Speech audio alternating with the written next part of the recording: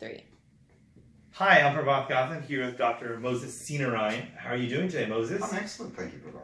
Thank you for being here with me and us spending some time together and discussing all things activism and all things academic and how the worlds collide and intersect. So Absolutely, glad to be I'm here. excited. So first I want to start with sort of your journey.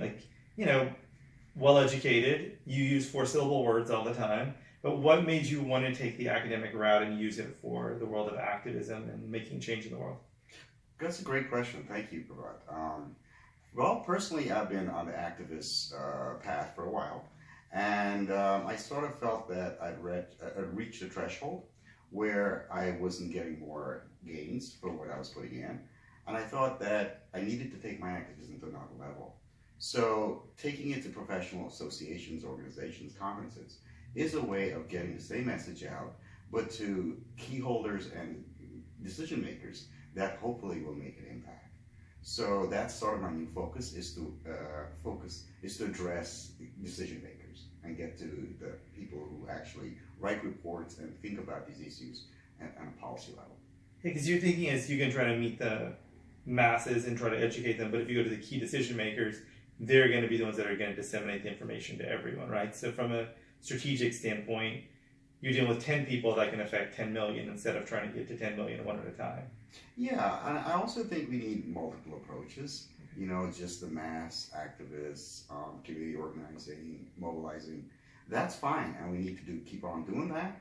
But we also need to address key decision makers, stakeholders that do make a lot of influence on policy. One of the things that I've always found interesting with you is you are old school with the academic side. You're an author. You have some of your books with us today, but you also have used Facebook in a way I've seen very few people utilize it, where for every book, you create a separate Facebook page. It's all intermingled. You have Twitter, Instagram, so you have separate entities for each one, but then you also cross-promote everything, where a lot of people would say, know your brand, stick with one thing. So what sort of was the thought process behind having something separate for each one? Again, a really good question. Thank you. One of the reasons why I have separate pages is initially I start those pages as a vehicle to do my research on the books. So I start those pages as a way of collecting and posting information there. And then when I am actually writing, I go to those pages and pull all the information that I posted. So it's kind of like a repository for me.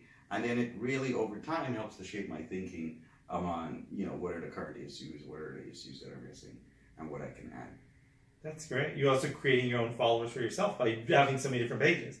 But I remember you talking to me too about it. You use all these different systems where, you pay for these services where they'll allow you to post on 8 different things really quickly. And again, that's very new school, new technology that a lot of authors that I know don't use and don't even understand or never heard of. Yeah, I guess posting automatic social content is good. That's sort of, I've been moving away from that though, because I find that the interaction on those kinds of posts are not as high as the ones that I select and maybe comment on.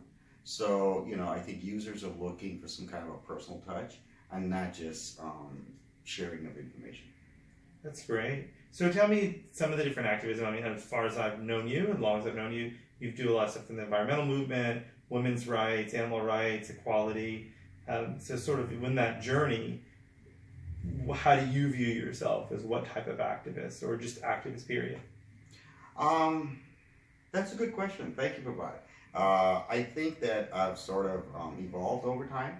So my activism has added to what was there before. So maybe I started doing one issue and then I would add another issue. And so I would just keep going. I tend not to let any issue go. So for example, for my research work in India, I did writing on untouchable women and the caste system. And I set up a Dalit Women's Caucus page, and we've still been using and running that page for 10 years. Wow. So I think that, that keeps me sort of abreast with the research and the issues that are still there, as well as it, attracts followers and gets people to find out about the issue that, it wouldn't have been there if we hadn't started that page. That's great. So tell me a little bit about some of the books that you've created and what your next book is that you're working on. Awesome. Thank you, Prabhat. I'd love to do that. So one book I would like to share is Meet Climate Change, the second leading cause of global warming. This is a very important book because a lot of issues, a lot of focus is on the fossil fuel industry and how to reduce carbon emissions. However, given the trajectory of animal products and consumption of animal products, even if we went to zero in terms of carbon emissions by 2100, rising carnism and the consumption of animal products will still lead to catastrophic warming. So that is the central argument of this book, that we cannot solve global warming unless we solve the diet problem. And eating plants is about 10% of the carbon emissions as animal products. So we cannot maintain a sustainable climate unless we reduce animal consumption. That's so great. Yeah. So, thank you. Yeah, I mean, it's the way you present it in your book and the way you present it in your talks is so wonderful because a lot of times people just focus on one issue, right? Turn off the light bulbs, don't buy an SUV. But you really talk about the food choices and sort of how that is really related to everything, right? Because there's still fuel that's being used, right, to transport animals to the slaughterhouse and then transport meat. So fuel is not like irrelevant in the equation. Absolutely. And it's actually very interrelated. That industry itself has so many emissions due to the factories themselves, right? All the things that are around. Well, yeah. I mean, you're looking, when you talk about greenhouse gas emissions from livestock production, the life cycle of these animals, you have to start from birth and go all the way to the processing of the animals in the factories. And then you have to look at what happens to the product that leaves the factories to the ship stores and the supermarkets, and then in the home, and then how much of it gets wasted. So if you add up all the greenhouse gases associated with the life cycle of the animal, that's one aspect of it. But that's only one aspect, because you have to look also at the health effects. Because plant-based protein compared to animal-based protein, you have completely different health effects, whereas carnism will lead to chronic disease. And so if you add in the disease factors with animal production, that also increases the greenhouse gas emissions. But there are issues as well related to, say, antibacterial resistance, where the more antibiotics we use is the less resistance that we as humans have. There's all kind of associated emissions that will come from increased hospitalization and problems in trying to deal with bacterial infection. So if you look across the board, not only at what goes on in the factory gates, but outside the gates into society itself, this problem is immense. One of the things we write about in this book that isn't commonly known is the rise in the pet industry. So the most common human pets are carnivores. And the only thing that makes that possible is the livestock industry. We wouldn't be able to have the vast amount of pets that we have now, millions and millions of cats and dogs, without feeding them animal products, because they are carnivores, and that of course contributes to the greenhouse gas emissions from animal production. But there's all sorts of horrible climate change effects. For example, in farming crops, we release a lot of nitrous oxide into the environment. That runs off into the streams, that leads to die-offs and increased bacterial content in many, many areas. So we have these death zones in the marine layers and other issues that are climate related. No, that's wonderful. I encourage everyone to get Meet Climate Change. It's a wonderful book. Tell me your next book. So in talking about the use of animals from a climate change perspective, we wanted to look at what this was historically. How did animal domestication come about, and what was it that caused that to come about? And so we wrote a book called Cyborgs versus the Earth Goddess, Men's Domestication of Women and Animals, and Female Resistance. So with this book, what we're looking at is the rise of animal domestication and how did that contribute to the rise of patriarchy and men's assumption of power over what had been pretty much female prehistory. So we went into the whole development of the human species from hominids, and we looked at most of them were plant-based. All our cousins in the primate world are mostly plant-based.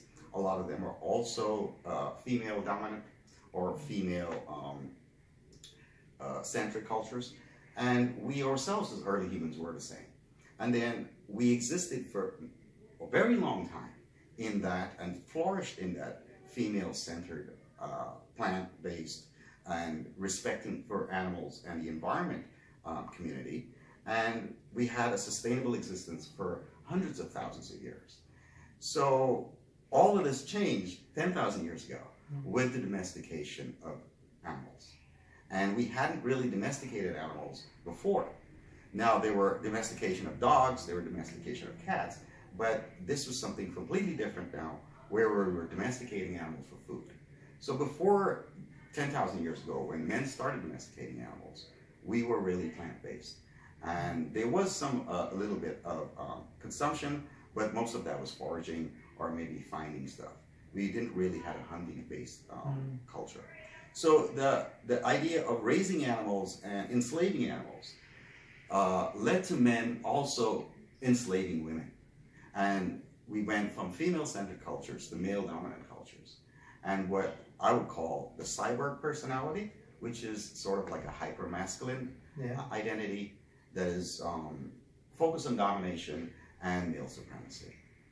And the idea of oppressing and enslaving animals led to the enslavement of women and also what we would call categories of humans that were dehumanized, like for example, people of color or caste-related oppression. That's a wonderful book and wonderful connections you made throughout that. So you have another book with this? So yeah, so these are very complex theoretical analysis. Right. And I sort of do like to do art as well. Right. So I, along the period of time, have made a bunch of posters. So I produced a book containing all my posters.